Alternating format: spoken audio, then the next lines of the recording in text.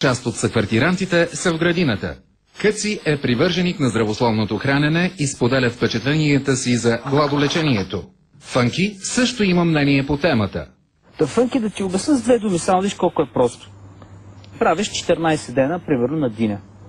Примерно казвам. До 7-я ден организма започва да се чисти. В смисъл, той има депа и си има много места, в които си е сложил резерви. Някой беше казал, в една книга четох, че в червата на стомаха, в червата, примерно, има килограми с застояла храна. С застояла храна килограми. Защото на завоя, нали, на завоя тя не може да премине всичката храна и тя си стои там.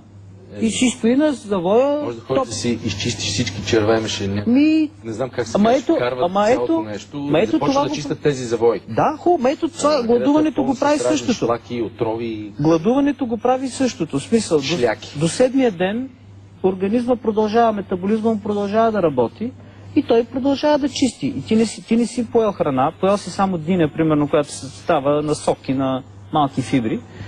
Аз едно ще ви кажа само. Когато за първи път го направих, така от любопитство, реших да видя дали 3 дни мога да изкарам на диня. Бяхме на морето, на къмпинг Юг точно. И изкарах 14 дни. И бях в пълно блаженство. Беше супер готино. Нямах нужда от храна и се чувствах прекрасно. Но най-впечатляващото беше, това, което за мен беше най-впечатляващо, е, че в продължение на тези 14 дни, в които аз съм само на диня, ходех по голяма нужда по 2 пъти на ден и изкарвах огромни купчини. Война. С извинение. Как е възможно? Ти ми обясни. Тоест, това означава, че от организма. Организма започва да чисти от всички тъкани, откъдето се насъбрал. Откъдето се е събрал, то започва да ги чисти. А не почва ли да смърдиш на ацетон? Не. Аз вярвам, че ако човек се поддържа ума и тялото в един добър баланс... Той се скъсва. Организма е като машина. Той остарява, сдухва се и в един момент само си помисли по въпроса, че ти, примерно, на мен, аз специално много се плаша за себе си. Че няма да издържа. Разбираш? Не се плаши. Защото като знам и всички като знаят какъв човек съм и как съм живял и изведнъж виждат някакъв сдухлю на пейката, на който сопола му се е провесил до тук и за да си бръкне в носа си бърка в окото и тая картинка просто не знам. Единственият ти шанс е да си промениш. Единственият начин да започнеш лека по лека да свикваш смисълта, че можеш да си промениш режима на живота. Точно това е номера, че аз не искам на мене ми харесва моят живот. Да използваме баналната капашка дума бухем. Да. А от колко време си на режима с хапчетата? От месеци или от години? Като от доста време. Не, как месеци? От доста време. От години. Години. Това е лошото, че аз не знам, страх ме да направя проба. И чувство, че хапчетата не ми помагат много на мене. А кръвното ми се повлия от диетата и от тия работи. Точно така. Това се повлиява как? Намаляш холестерола, теглото... Аз, например, 3 месеца съм на диета и не можех да се изчиста черния дроб. Спрях диета, говоря алкохолна, никакъв алкохол, спрях да пия. Така. Резултат трагичен, никакъв и съответно отново прегърнах нашия стар приятел. Той ми дава чудна сила. Нали? Антибиотик, нали? То не знам какво е, но примерно тъпо е да пиеш и да пиеш ракия. Не се пие никакъв алкохол. Нищо не усещаш, усещаш се чудесно.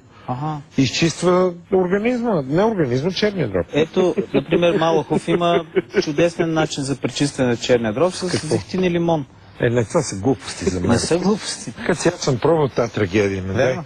То зависи от по-чистиш черния дроб. Да. Ти като си свикнал да закусваш кърпици, ще изчистиш баба ми. Но... Си свикнал да закусваш кърпици. Ама така...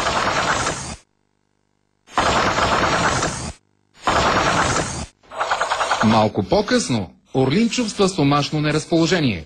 Затова е готов да се подложи на специална диета. По-опитните от него Юлиан и Фънки обаче имат по-интересно предложение. Фънки тегли паралел между ректоскопията и калейдоскопа. Той би го пробвал с 14 дена, ама сега няма да. Само диня, само на един плод 14 дена. Значи трябва първо дали мога да издържа. Как е с стомах? Сол-сол. Тогава трябва много да внимаваш, защото динята е много агресивно нещо. В смисъл, че мога да си направиш някакъв убийствен гастрит. Значи той каза, че 14 дена е бил само на диня и е ходил всеки ден до туалетна. Като фадрома. Аз не съм ял, значи, примерно, че изчиства Свал е като самосвал, каза Къси. Ако искаш да ги изчистиш, напри си на клизма, както хората го правят от хиляди години насам, ако се чувства замърсен. Здраве! И викаш, ако се чувства замърсен и без такива драматични... Ама направи си ретроклизма. Как? Напъхай си Маркучев. Ти не си виждаш, защото си малък. Едно време санитарката ти пъха в Маркуча. Ти си се надупил, нали, цялото ти достоинство отишло на кино, а тя с такъв поглед държи един метален съд пълен с вода, който по Маркуче водата ти влиза в гъда. И колко вода ти най-често, това е некъде 2-3 литра и слага 2-3 литра в червата. И сапун набутва вътре. Да. Стига. Да, а санитарката не и по какъв сапун. Тя като сложи, примерно, тип МНО. Той е квадратният сапун за пране. Да. Стига, тип петел. Който трябва да бъде натиснат от преса, за да може толкова балонче да излезе.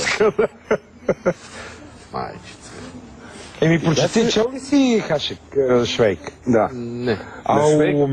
Отиди да прочети. Това е задължително четиво. Просто аз ти обещавам да умреш от едно от редовните неща, които се казваше там бяха: на Швейк направете и клизма. Ти предимно охкаш, защото вече тотално твоето достоинство е смазано. Вече се чувстваш като едно нищо. Тя пъхва Маркуча, а ти викаш: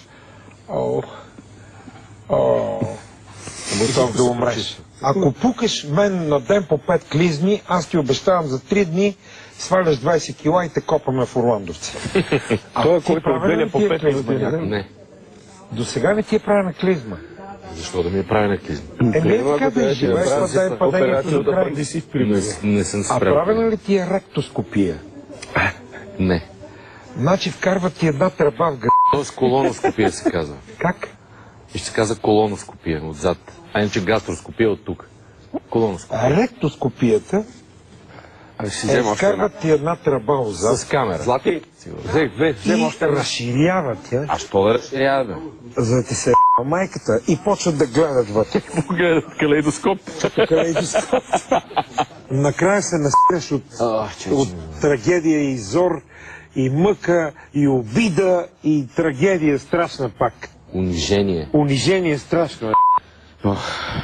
Разревава се.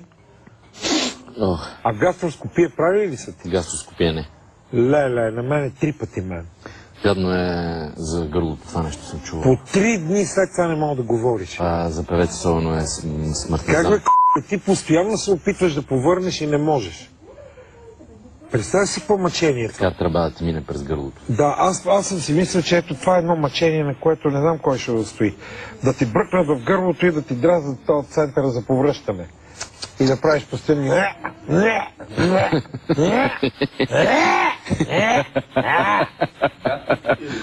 О, ужас. Да.